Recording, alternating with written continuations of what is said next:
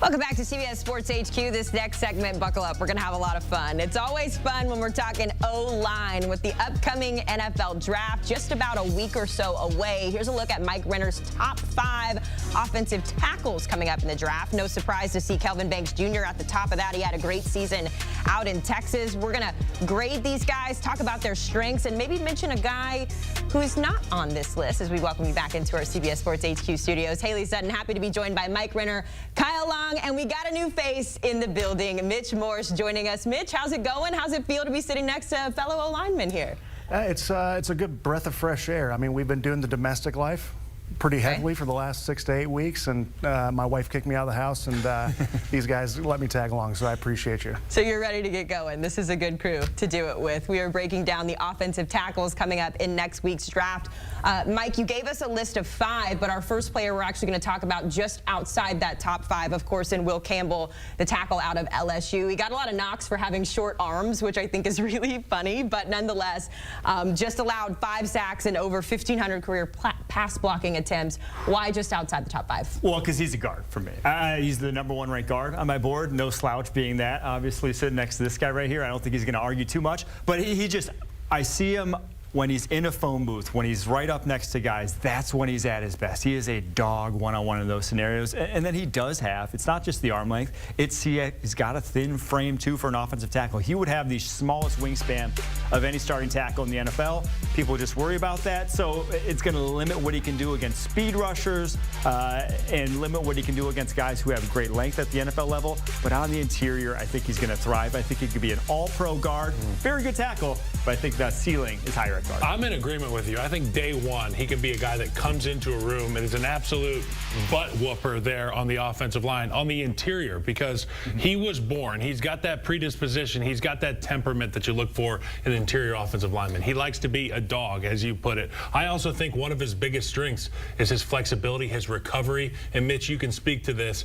It's not always how you start reps, but how you finish it. He does a great job keeping his contact balance, his feet in the ground. He does a great job of it. I think it'll translate to the National Football League. Listen, as part of the short arm gang here, I think a lot of people put too much into this. The guy can play football, whether it's guard or, listen, pal, come on in at center.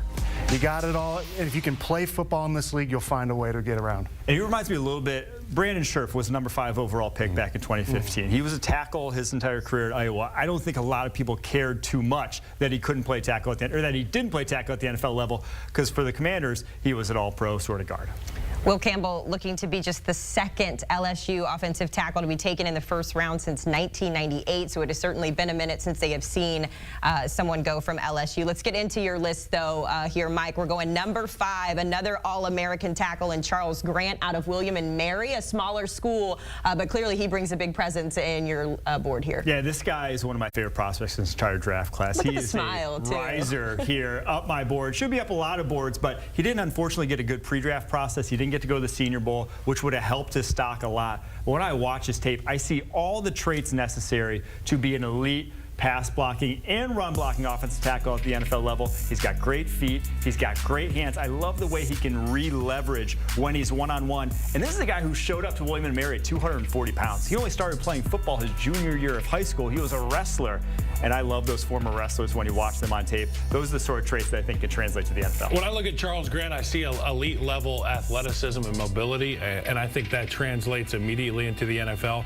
But I also think he comes with a heavy blow. When he does put his hip into somebody, when he does make that contact at the line of scrimmage, there's something behind it. And as interior offensive lineman, you and I can speak to some guys being big and strong, but they don't have the weight behind them.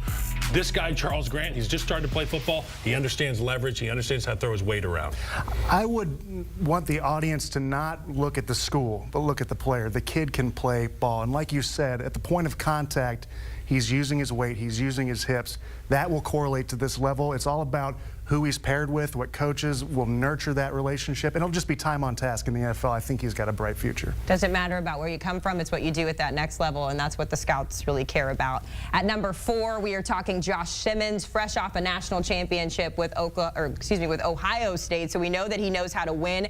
A little bit of position flex, though, when it comes to him, Mike. Yeah, if this guy could have finish the season healthy, he may very well be #1 on this list. But he obviously comes with a torn patellar tendon in his knee that he suffered against Oregon. But in those 6 games before that Oregon game, he allowed 1 pressure all season long. So an ascending player who, with a body type that's a little squattier, 6'4", he could kick on the interior too as well. If you have 2 starting tackles, he could start at guard and be a tackle of the future. So that versatility is going to do him well. He's just so talented. I think this guy, if you just get a clean bill of health on him, he should still be a top 15 pick. Yeah, the clean bill of health. That is the big red flag, obviously. But in my book, if all these guys were healthy, Josh Simmons included, he would be the best football player out of all these offensive linemen because he can play any number of positions. And with position versatility being so deep in this draft, it speaks volumes about what I think about Josh Simmons.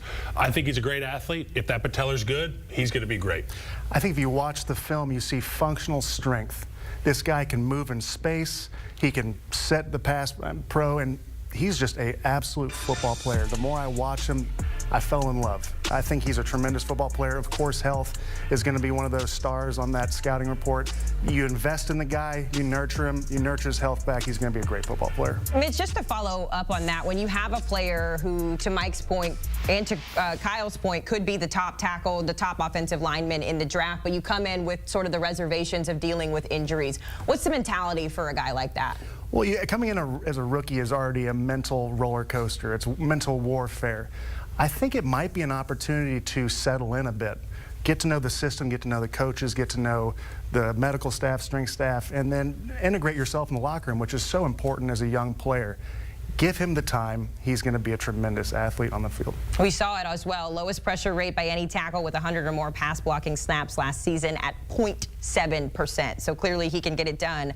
The point is, though, if he can stay healthy. We move to number 3, Josh Conerly out of Oregon. Another guy with a low pressure rate there as well. But obviously the biggest thing there is he kept Dylan Gabriel up and protected this year. Yeah, I watched him a year ago after his sophomore year, and I was like, good athlete, but he's kind of just developing. Looked like a real project. By the end of this past season, he had a lot of tools in his toolbox. I'm like, oh, this guy knows what he's doing, and he is one of the twitchiest athletes in this tackle class. Not just his feet, but with his hands. It all moves fast and in a hurry. And at the NFL level, once you get there, everything else is going to move faster. So that's a trait that bodes you well. And then you love the ascension. Like, I like the guy who's put in the work to get better from last year to this year. If he just keeps on that sort of trajectory, the sky really is the limit for this guy. And sometimes when you look at these top-ranked teams, great offenses with great quarterbacks, the ability to get the ball out, sometimes these sacks allowed numbers are inflated because the ball's out so quickly, you just go out there and breathe on the D tackle, next thing you know, or the defensive end, the ball's out. But to your point about having the tool bag, the things that he can draw from to get these rushers blocked, it's like what I liken it to a defensive lineman or an edge rusher coming out of the draft. When they don't have one move, but maybe 2 or 3 that they can rely on, there's a number of ways they can win. And for Josh Conerly, the future's bright. He does have that NFL-ready skill set already. If you're talking about just pass protection for this young man, he's got the tools, like you said, and he's got a plan. He can recover. He can do it all. I just think the more I watch, the more I fall in love. Sometimes that's all it takes. You just got to see him as you take a look here at the numbers. Pretty good size as well, 6'5", 311, and of course that 5th in terms of his position ranking. Let's go to the SEC for number 2, where we talk about Armand Membou. He had, 30 straight games dating back to week 10 of the 2022 season. That led all the way up to this year, and of course he sat out of the Music City Bowl. So my point in saying all of this is that availability for an offensive lineman, this guy has it, Mike. Yeah, this guy, we throw the term freak around a lot in the draft process. He qualifies. It is special athlete, 4'9", 140 at over 330 pounds. That guy is moving, and it shows on tape. His ability to make the backside cutoff for a big jumbo offensive tackle is elite, and you see it when he tracks down linebackers or cornerbacks, pull into the edge. And then in pass protection, I don't think he's as polished as maybe even some of the guys we've talked about, but you can't go through him. He is not a guy who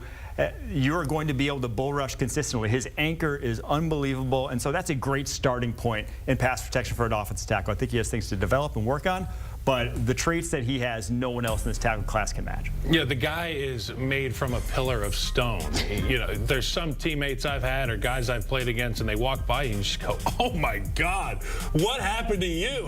What did you eat for breakfast? That is Membou for me. And the other key thing, explosion. And you can't teach it, you're born with it, and this guy has it, okay? And when he plays with extension, he has that will to finish players. You can just take the soul out of a defensive line. You can see it on the screen there. NFL teams fall in love with a guy like that, a culture guy, but a freak show as well, Mitch. Well, there's something about that black and gold that he wears that just makes me fall in love.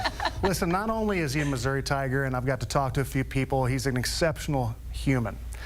Does that always correlate to good football? No, but that's something that you can carry with. And like you said, the guy, when he plays with extension, is a problem. He's a freak athlete, and he uses it on the field. I love giving your school a shout out as well there. We always love to see a Missouri Tiger up here on our set. Let's go to our #1 offensive tackle according to Mike Renner. No surprises here, guys. Kelvin Banks out of Texas missed the championship game, the SEC championship game with an ankle injury. But other than that, Mike, he has truly been top of the class at his position. Yeah, 3 years of starting at left tackle ever since his true freshman year there at Texas. Only 34 pressures allowed on 1,544 pass blocking snaps in his career. The guy has been ultra consistent. And what I love about him is his feet. I think he has the best feet in this draft class. His ability to match and mirror, whether it's in pass protection, whether it's in space, is exceptional. And you just see him able to locate consistently. Him out on screens, I love watching because his balance and ability to react on the move is just what it's supposed to look like. So I don't have it too dissimilar, right? The top of this class, I think all these guys that we've talked about, the top 4 especially, are all going to be very good offensive tackles. I just have Kelvin Banks because I think he's just, right now, by a touch, the cleanest. And you know what? You talked about him getting out in space and kind of falling in love with the athleticism, the ability to match and mirror in pass protection. The thing that stood out to me about Kelvin Banks, his ability to pull inside. And we saw a clip there on the little cut-up we had, and not a lot of tackles are willing or able to be able to get underneath, tackle in lockstep with your guard, and make plays in the gap scheme. Kelvin Banks can do that. He's physical at the point of attack, but he's got that athleticism you lauded. You watch the film, you see a man on the screen. This guy can play football. Much like what you both said, I was super surprised with how he moved in space. I think he, to your point, is rising, if not the #1 tackle in this class. What's your favorite quality about him when he's on the field? He is a mauler, he's a monster, but his feet are nimble. And I think if you can use that and marry those 2 or 3 traits together, you have something there. And well, that archetype is like Trent Williams, you know. Yeah. Great feet, dancing bear, monster, maul people. And to go back to like the Will Campbell shortest wingspan, Kelvin Banks has the longest wingspan of any tackle in this class, 7-foot wingspan. So when you have feet that can match and mirror, and then you have a 7-foot wingspan, that affords you just a lot of leeway in the pass game. All right, we'll have to see how it all shakes out. The NFL draft set to kick off next week, and you can get ready for it by locking into With the First Pick podcast. Latest episode tracking every team's biggest need with the draft just over a week away. Scan that QR code on your screen or listen wherever you get your podcasts.